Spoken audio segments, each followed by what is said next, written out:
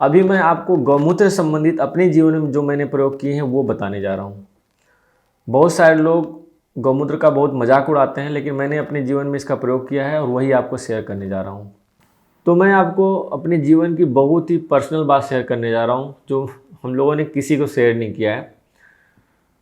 ये काफ़ी पर्सनल है, बट दूसरे बहुत सारे लोगों को इससे फ़ायदा हो सकता है, इसलिए मैं ये शेयर करने जा रहा हूँ।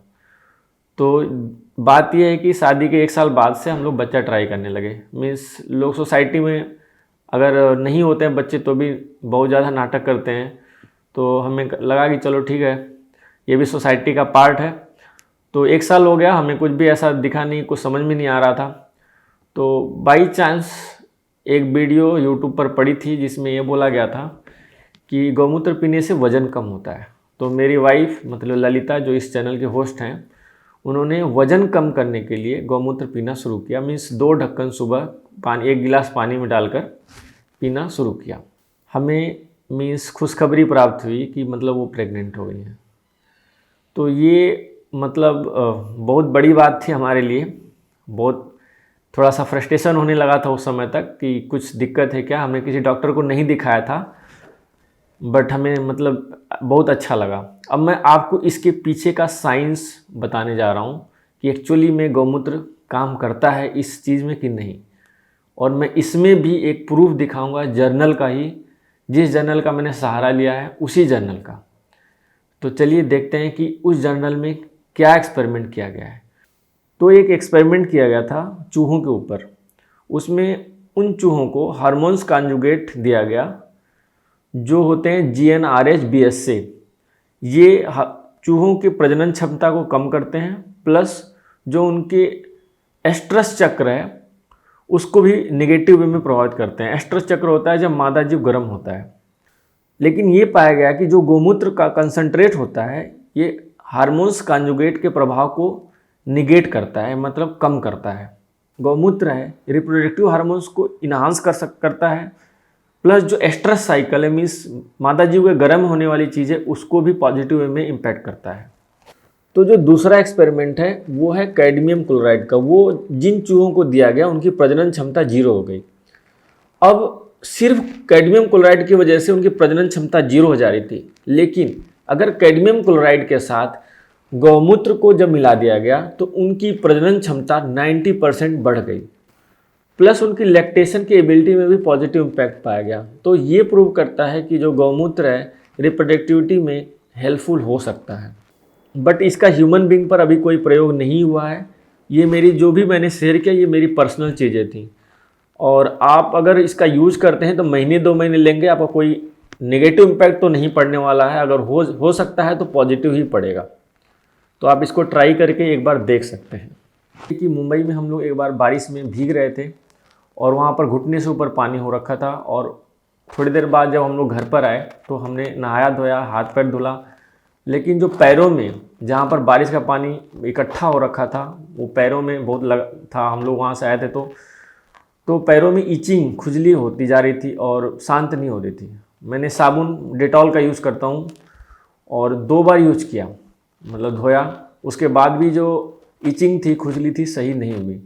मेरे पास उस समय गौमूत्र पड़ा हुआ था, मैंने ऐसे ही यूज किया। मुझे लगा कि ट्राई करके देख लेते हैं, हो सकता है इससे सही हो जाए।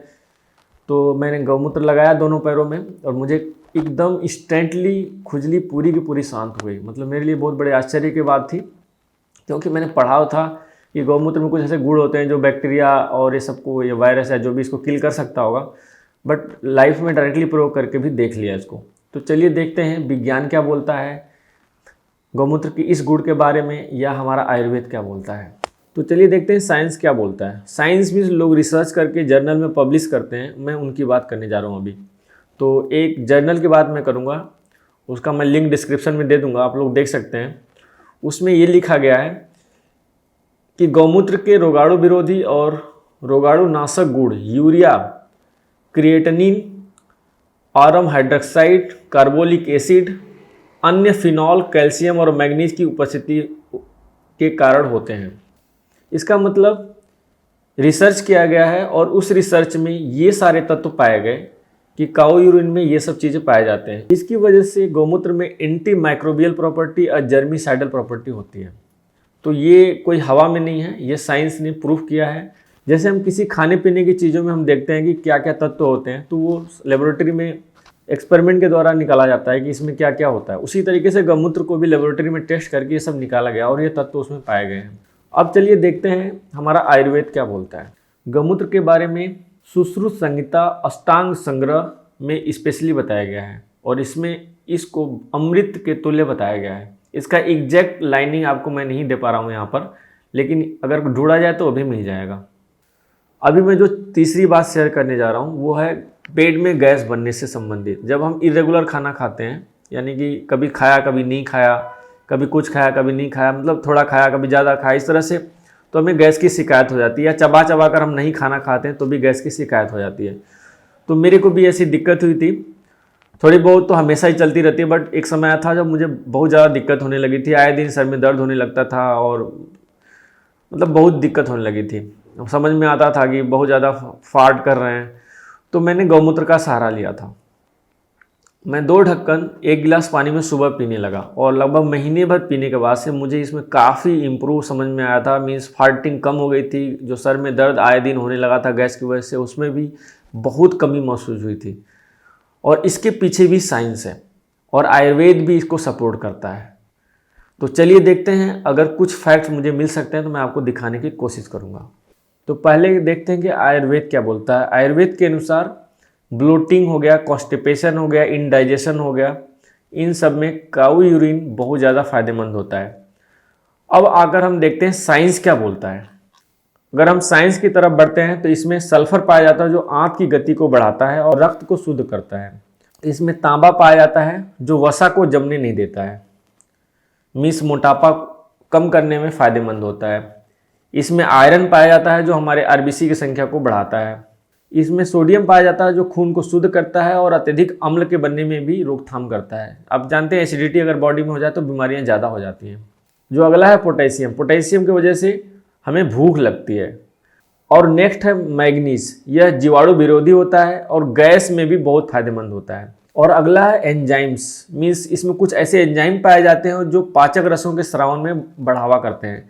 इसका मतलब ये हुआ कि गौमूत्र में कुछ ऐसे तत्व होते हैं जो हमारे लिए बहुत ज़्यादा फायदेमंद होते हैं डाइजेशन में। इन सब चीज़ों को देखने से ये पता चलता है कि ये जो तत्व हैं साइंस ने फाइंड आउट किए कि ये तत्व काऊ यूरिन में पाए जाते हैं और सच में ये गौमूत्र हमारे लिए बहुत फ़ायदेमंद होता है। जो चौथी बात है वह कैंसर से रिलेटेड। और मैं आपको बताता हूँ कि जहाँ मैं जॉब करता था वहाँ पर एक मैडम थी, उनकी मम्मी को कैंसर की प्रॉब्लम थी और डॉक्टर ने गौमूत्र के लिए कहा था। अब बहुत सारे लोग कहेंगे डॉक्टर बहुत सारे बोलते रहते हैं, बट इसके लिए फैक्ट्स हैं, मैं आपको दिखाना चाहता हूँ। तो अगला मैं जो प्रूफ दिखाने वाला हूँ उसी जर्नल में, जिस जर्नल की हम बात कर रहे थे उसका मैं लिंक दे दूँगा। उसमें ये दिखाया गया है कि काऊ यूरिन टैक्सोल की पोटेंसी को बढ़ाता है।